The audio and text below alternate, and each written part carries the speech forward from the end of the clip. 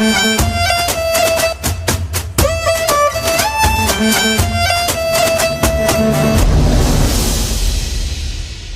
ગિરીભાઈ, શું ચાલે છે? બધું ઓલ ગુડ? અરે ઓલ ગુડ? જો ફેસબુક પૂછે તો ઓલ ગુડ અને ઇન્સ્ટાગ્રામ પૂછે તો વેરી વેરી હેપી, પણ અંદરથી આત્મા પૂછે તો બસ હવે ભગવાન ભરોસે. કેમ ભાઈ ભગવાન ભરોસે? જુઓ ને, આ જીવન જ ફેસબુક ફિલ્ટર જેવું છે. ફિલ્ટરમાં સ્મૂથ અને રિયાલિટીમાં વ્રિંકલ, વેરી હાર્ડ. કેમ ભાઈ, તમારે વળી જીવનમાં શું વાંધો છે? વાંધો? મારો દીકરો જ મારો સૌથી મોટો વાંધો છે. વાંધોય છે અને વાંઢોય છે. પણ ભાઈ, સંતાન તો ભગવાનની ભેટ કહેવાય. હા, પણ લાગે છે ભગવાને ગિફ્ટ રેપ કરીને ઇન્સ્ટ્રક્શન મેન્યુઅલ આપવાનું ભૂલી જ ગયા. કેમ? એવું તે શું થયું? રોજ સ્કૂલમાંથી એના શિક્ષકનો ફોન આવે છે કે તમારો છોકરો બહુ તોફાન કરે છે. તો એક દિવસ કંટાળીને મેં કહી દીધું, તોફાન તો ઘરેય કરે છે, અમે ક્યારેય તમને કહ્યું? હવે બોલો, ખોટું તો નથી ને? ખોટું નથી, પણ જવાબ ખોટી જગ્યાએ સાચો આપ્યો. મારી વાત કરું તો એકવાર મારો નાનો સ્કૂલે મોડો ગયો. સાહેબે પૂછ્યું, કેમ મોડો આવ્યો? તો કહે, સાહેબ તમ તમારે સ્કૂલ તમારા ટાઈમે ચાલુ કરી દેવી, મારી વાત ન જોવી. હો,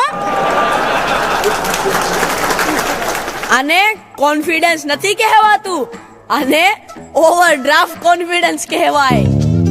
જમાનો ખરાબ નથી, આપણે ખરાબ બની ગયા. મારું નામ ગિરધર, પણ મોડર્ન બનવા મેં ગેરી કરી દીધું. બોલો. હા, પછી? તો મારો છોકરો કે મારે પણ મારું નામ ફેરવવું છે. છોકરાનું નામ હરેશ, એણે એનું નામ હેરી કરી દીધું. લ્યો બોલો, હવે ડર લાગે છે પૌત્રનું નામ ક્યાંક હેરી પોટર ના થઈ જાય. હા ભાઈ, બાળકનું ઘડતર ઘરમાંથી જ થાય છે. સંસ્કાર કેમ મોલમાં મળતા નથી? હા, અમારે ઘરમાં ટીવી ઓન, મોબાઈલ ઓન, પણ સંસ્કાર એરપ્લેન મોડ. નાનપણમાં લાડથી ઉછરેલો મોટો થઈને સલાડથી ઉછરે. સાચી વાત. મારો છોકરો દાળ ભાત જોઈને કહે, પપ્પા આ ફૂડ છે કે પનિશમેન્ટ? અને એમાંય આ વ્યસનોએ તો દાટ વાળ્યો છે. હા, પહેલા તો મારે વિમલ અને રજનીગંધા છોડવી પડશે. એકવાર સવારમાં દૂધ પીધું, લ્યો અજીબ સ્વાદ. પત્ની કે ઘરમાં કેસર નહોતું, એટલે એ તમારા હેરીએ વિમલની પડીકી નાખી દીધી. દાને દાને મેં કેસર કા દમ. લ્યો પીઓ તમ તમારે. શું તમને ખબર છે બાળકો કેમ વ્યસની થાય છે? સ્કૂલમાં ખરાબ દોસ્તોના સંગથી. ના, ઘરમાં રહેનારાના સંગથી. કારણ કે ઘરે ઉપદેશ ઓછો અને ઉદાહરણ વધારે હોય છે. શું આ વ્યસન છોડવું એટલું બધું મુશ્કેલ છે? નહીં, મુશ્કેલ તો બીજાને કહેવું કે મેં વ્યસન છોડી દીધું છે. અને તમે ક્યારે વિચાર્યું છે કે વ્યસનમાં કેટલો ખર્ચ થાય છે? હા, એટલે તો હું ક્યારેય ગણતરી કરતો જ નથી. આજકાલ તો બધા ઓનલાઈન છે, પણ આડી લાઈનમાં ઊભા હતા એ પણ ઓનલાઈન છે. સાચી વાત કીધી તમે. હો, ઘરમાં 4 માણસ અને 5 મોબાઈલ. એક તો વાઈફાઈ નો પણ મોબાઈલ છે. બાળકોને મોબાઈલ આપીએ છીએ અને પછી કહીએ છીએ આ બાળક અમારી વાત સાંભળતું જ નથી ને. હા ભાઈ, બાળકો બગડતા નથી, બાળકોને બગાડવામાં આવે છે. હા, સાચી વાત. જો આપણા બાળક સુધારવા હોય તો પહેલા બાપને સુધારવો પડશે. સાચી વાત હો. તમને કહું, આજે કોઈ ઘરમાં સાથે બેસીને ભોજન કરતા જ નથી. લ્યો, એમ કેમ? આજે સૌ કોઈ મોબાઈલ સાથે ભોજન કરે છે. રોટલી હાથમાં હોય અને રીલ્સ આંખમાં હોય. ખરેખર સાચી વાત. હા ભાઈ, આ જમાનો તો બગડી ગયો છે. હા ભાઈ, આજે જો દીકરાનો મોબાઈલ ખોવાઈ જાય તો તે શું કરે? તો એવો રડે કે જોનારાને એવું લાગે કે આનો મોબાઈલ નહીં, આની માં ગુમ થઈ ગઈ છે. હા ભાઈ, ખરેખર હો. જો હું મારા દીકરાને બોલાવું કે બેટા જરા આવતો, કોઈ જવાબ ન મળે, પણ મોબાઈલ કહે લો બેટરી, તો તરત જ દોડતો આવે, પપ્પા ચાર્જર ક્યાં છે? પપ્પા ચાર્જર ક્યાં છે? હે, તમારો દીકરો હોમવર્ક કરે છે? હા, ચેટ જીપીટી ને પૂછીને. શિક્ષક છોકરાને પૂછે તારા શબ્દોમાં લખ્યું? એ કહે મેડમ ચેટ જીપીટી ના શબ્દો પણ મારા જ છે. અને આ મોબાઈલ નું વળગણ તો એવું છે કે એક દિવસ મોબાઈલ બંધ કરી જુઓ તો ખબર પડે. હા, મેં એકવાર કર્યું હતું. ઘરમાં શોક સભા જેવું વાતાવરણ.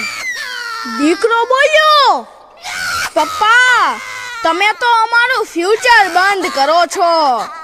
મોબાઈલ હાથમાં રાખવો ખોટું નથી, પણ જો મોબાઈલ આપણને હાથમાં રાખે તો એ ખતરનાક છે.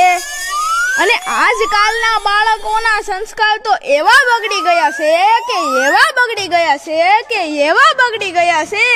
કે ના પૂછો વાત. તમારો દીકરો નમસ્કાર કરે છે? હા, પણ ઇંગ્લિશમાં. હાય પાપા, હાય મમ્મી. એટલે મેં પણ નક્કી કર્યું હું પણ ઇંગ્લિશમાં જ આશીર્વાદ આપીશ. ગો ટુ હેલ.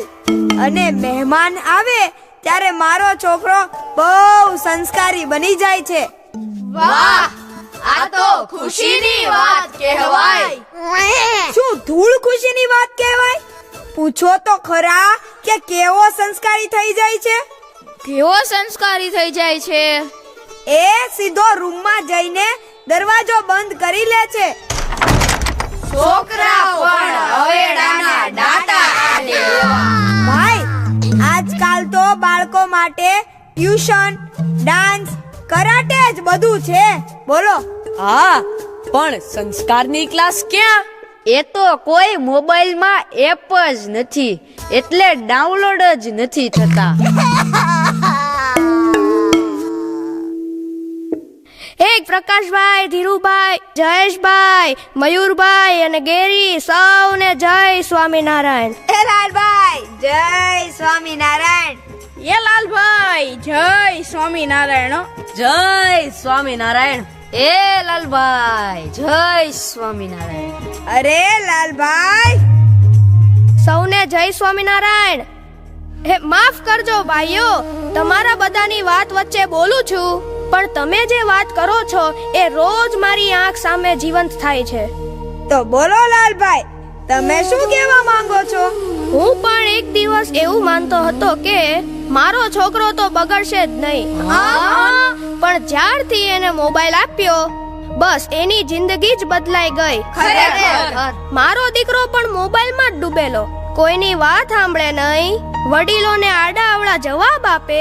એટલે એક દિવસ મેં વિચાર્યું બાળકને બદલી શકાય નહીં, પણ વાતાવરણ તો બદલી શકાય ને. પછી શું તમે વાતાવરણ બદલું? હા, એ જ સમયે મને ઓળખાણ થઈ શ્રી સ્વામિનારાયણ ગુરુકુળના સંતો સાથે. અહીં બાળકને ફક્ત ભણાવવામાં નથી આવતું, પ્રભાતે ઉઠવું, રોજ ભગવાનને પ્રાર્થના, સ્વસ્થતા, ગુરુજનોને નમસ્કાર, સહનશીલતા, સંયમ, સેવા આ બધું પુસ્તકમાં નહીં પણ બાળકના જીવનમાં ઉતારવામાં આવે છે. હે લાલભાઈ, તો તમારો દીકરો હવે કેવો છે? હવે તો એ પહેલા અમને નમસ્કાર કરે છે, પછી વાઈફાઈ શોધે છે. મને સૌથી વધારે ખુશી એ દિવસે થઈ જ્યારે એણે ફોન કરીને કહ્યું, પપ્પા હું અહીં ગુરુકુલમાં શીખ્યો છું કે માણસ મોટો કપડાથી નહીં પણ એના સંસ્કારોથી બને છે. બાળકને સુવિધા આપવી સરળ છે પણ સંસ્કાર આપવા સંકલ્પ માંગે છે અને એ સંકલ્પને આકાર આપે છે શ્રી સ્વામિનારાયણ ગુરુકુલના સંતો. હા લાલભાઈ, તમારી વાત સાવ સાચી. જો પરિવાર મજબૂત હશે તો સમાજ પણ સુરક્ષિત રહેશે. બાળકોને સંસ્કાર આપીએ, માત્ર સુવિધા જ નહીં. હું કેવું લાલભાઈ?